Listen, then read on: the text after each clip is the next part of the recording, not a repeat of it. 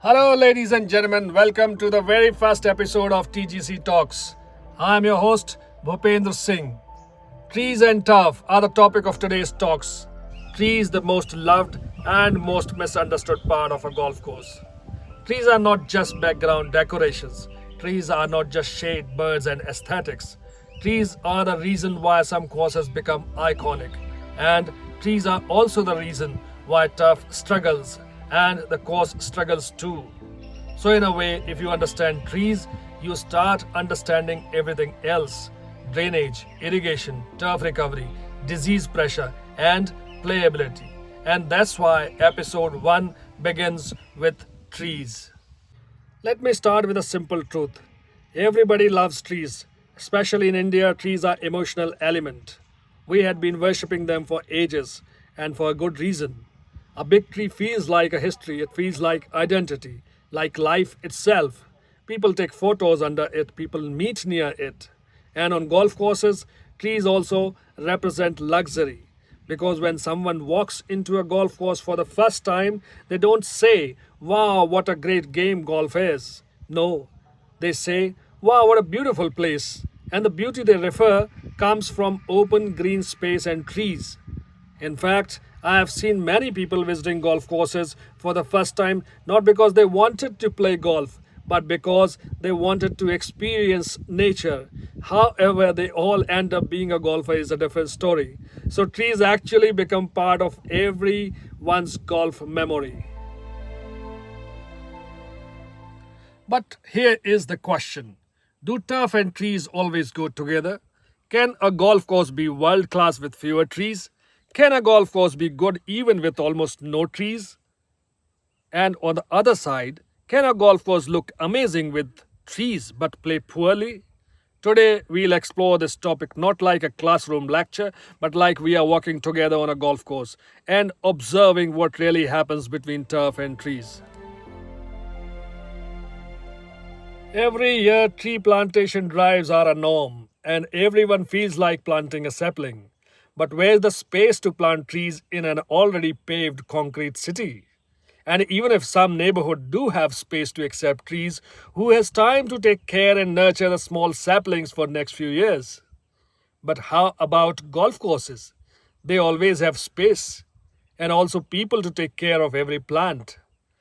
Let me tell you a very common situation. A golf course is doing well.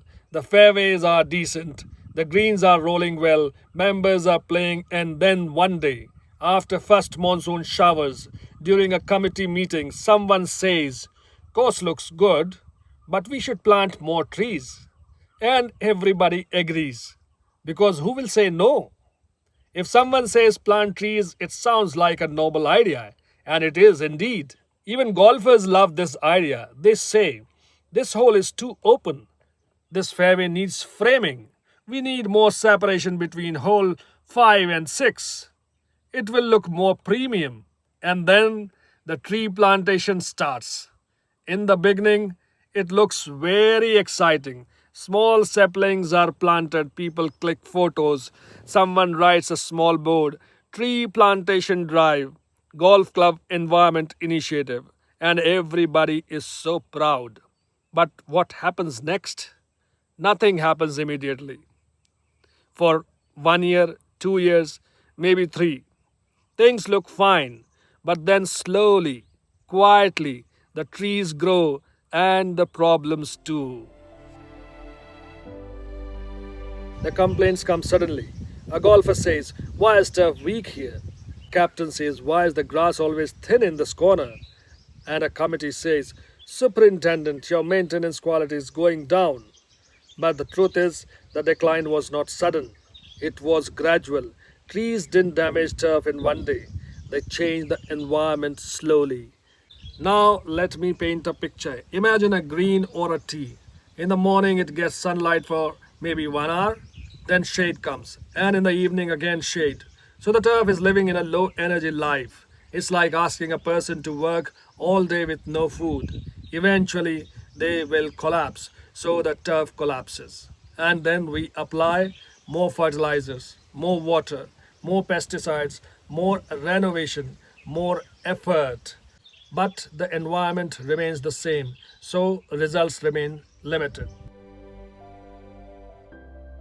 There's a hole in many golf courses. You know this hole. Golfers love it. It looks like a postcard, tree tunnel, morning mist, sun rays coming through. Photogenic. Yes, the signature hole. But from a turf manager's heart, that hole is often the most stressful hole. Because in that tree tunnel area, turf remains wet. Even after irrigation is stopped, even when everyone else is dry, the fairway strip remains damp. And then when you start seeing soft lies, poor ball roll, divots that don't heal, patchy growth, and sometimes muddy spots. Golfers say, why is it always wet here? But the truth is, the sun never reaches properly, and airflow is blocked, so the turf never dries. Is it a drainage issue or too many trees? Now let's talk about the opposite. Sometimes turf under trees become dry and stressed. Even if you irrigate, even if sprinklers are working, the turf still looks like it is thirsty. So staff applies more water, but still the turf struggles. Why? Because tree roots are drinking that water faster than turf can use it. So turf is fighting a battle it cannot win. The result? A patchy area under trees, always stressed. And then members say, why is there no grass under trees? And the answer is because that's not a turf zone anymore. That is a tree root zone now. Now on greens, golfers are very sensitive. They'll forgive poor bunkers, they will forgive a bit of rough inconsistency. But greens are judged like a mirror. And greens near trees create one of the most common golf course fights: speed versus survival. In shaded greens, grass becomes softer, it becomes more leafy, it holds moisture longer. Then what happens? The green becomes slow. Golfers say, hey, speed is down. So the club asks, can you increase speed? Now you try mowing lower, rolling more, reducing irrigation, using growth regulators. But the turf is already under low sunlight, so it cannot handle stress. Then you see thinning, and then you see disease, and then you see recovery issues. And suddenly, a small shade issue becomes a major agronomy issue. This is why tree planting around greens is extremely sensitive.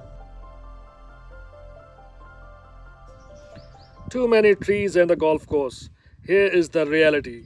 Golf is a sport of turf. If turf dies, the golf course becomes a park, a very beautiful park, but not a playable golf facility. So the decision is not about planting more trees or not. The decision should be about balance. One thing I always tell committees is this: a golf course is not a jungle, a golf course is not a forest, a golf course is a sport landscape. It is designed for playability, strategy, fairness, maintenance, and turf quality. Trees must support the game, not suffocate it. And this is where planning matters, because a tree is not a 1 year project, a tree is a 10-year and 30-year decision. What happens when trees are not planted? When trees are planted randomly, here's what happens later: greens become shaded, tee boxes become weak, fairways become wet or dry depending on the shade. Some areas become permanent problem spots. Labor cost increases, equipment wear increases, complaint increases, and the superintendent keeps defending himself every season. And you know what is the saddest part? Sometimes even the trees suffer because when trees are planted too close, they start competing with each other. They become weak, unbalanced, and vulnerable to storms and other such situations. So, poor planning damages both turf and trees.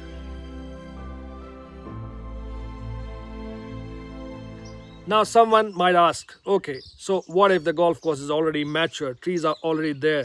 What can we do now? Good question.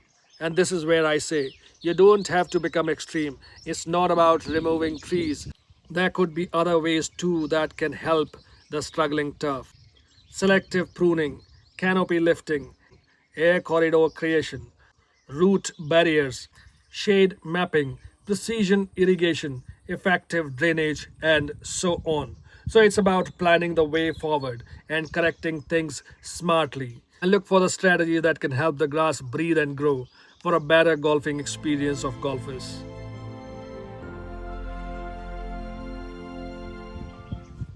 So at this point, you might be thinking, are trees the villain? No, they are not. But unmanaged power always becomes a problem. So to conclude this episode, I want to leave you with a simple thought. Trees are beautiful, trees are valuable, but trees are also powerful. So manage them with due consideration and long term vision. A healthy golf course is not the one with most trees, it's the one where trees, turf, and the game live in harmony. In the next episode of TGC Talks, we'll continue from here and talk about how trees change the climate of course and microclimate of your greens and fairways, and how you can intervene to help the turf grow. Why drainage and irrigation become critical in highly landscaped golf courses, and what golfers expect versus what turf realistically deliver. Thank you for listening. I'm Bhupendra Singh, your host, and this is TGC Talks. See you in the next episode.